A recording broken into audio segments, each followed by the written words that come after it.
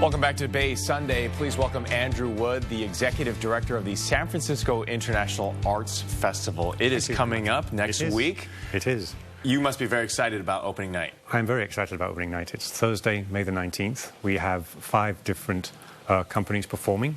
They're from Lithuania, from Japan. There's a play from Iran. There's a band from Colombia. And we have a really great play from San Francisco as well about San Francisco history. And tell us more about the film festival and the arts festival. That's coming. Who are the artists coming? What types of artists are you looking for? There's about 50 different ensembles in the festival altogether. There'll be about 100 performances over the space of 18 days. And we tend to bring in international artists that don't have US representation and who very rarely, or if ever, have performed in the Bay Area. And we do that because a lot of our audience are artists, and they want to see something different than what is sort of on the circuit. Sure. And so we try to bring in work that addresses socio-political themes. A lot of what local artists are working on themselves, but from a completely different cultural perspective. And if you look at the Japanese performance, it's Hiroshi Koike's Bridge Project, and he has a piece called The Restaurant of Many Orders, and it's based on a children's story by Kenji Mazawa, and but Koike formed his new company. He's been famous in Japan for about 30 years, and after the Fukushima disaster, he abolished his company and said, "I'm starting again because we really need to think differently about how humankind is in harmony with nature." And so his new project, Hiroshi Koike Bridge Project, addresses these themes. And Miyazawa's story is The Restaurant of Many Orders is about 3 hunters who go into the forest to shoot animals, and it's what the animals respond. And the hunters find themselves in a restaurant in the middle of the forest, and then they see this. I don't want to give it away. There's something fundamental happens. A little bit of a tease, but it's a very simple story. It's for children, but it can be it can be as deep as you want to take it. Right. In that Miyazawa was a Buddhist, he was a vegetarian, he was a philosopher to some extent, and these stories go very deep. They're like Aesop's fables. They've got very resonant themes in them. So you could bring the family, and the children would love it. Or you could come and you could really study it, depending on how you wanted to, treat the subject. And because it's our opening night, we have an opening night reception following that, which is also Japanese themed. It's Japanese fermented food and sake. And in the other venues at the same time, and all the venues come together.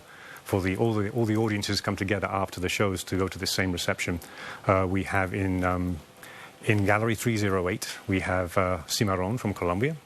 We have, there's a really great play called White Rabbit, Red Rabbit, written by a gentleman named Nassim Suleimanpour from Tehran. He refused to serve in his country's army or do his national service, so the Iranian government took away his passport, and so he wasn't allowed to leave.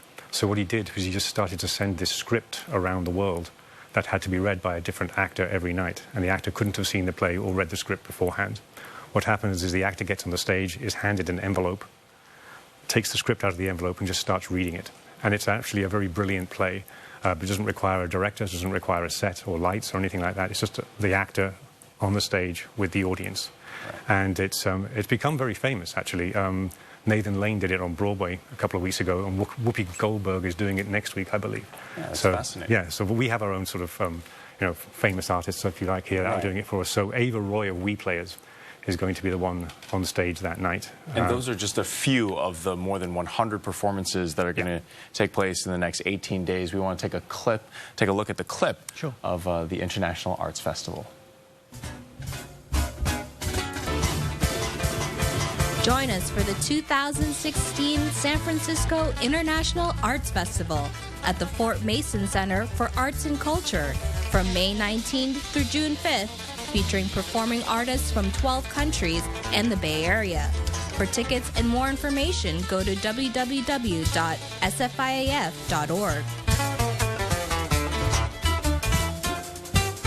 So there you have it. That's it there. So if you're someone who lives in the Bay Area, you're thinking about heading over there, checking out some of the art, how do you narrow down what you'd like to look at? Because it's going to be hard to take a look at all. Well, we're at the Fort Mason Center for Arts and Culture. They're our partners in this, so we have 6 different venues at the Fort Mason Center, and you can make a day of it. You could decide which day you want to go, and you could see half a dozen performances in one day, if you wanted to, on Saturdays and Sundays.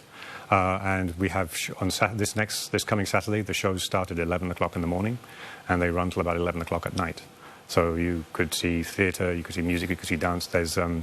We have Laura Judkate from Lithuania. She's making her US debut. She's a soloist, contemporary choreographer. We have Trio Balkan Strings from Serbia. They'll be performing in the chapel. And we also have Adrian Arias is the first artist. He's going to be at 11 o'clock in the morning, and he's doing a procession. So he's starting in Gallery 308, and then he's moving the whole thing up to the chapel on the hill. So it's going to be a fun day. It sounds like a fantastic event. We want to thank you for joining us. We'll be right back for more Bay Sunday after this, next week rather. Have a good one.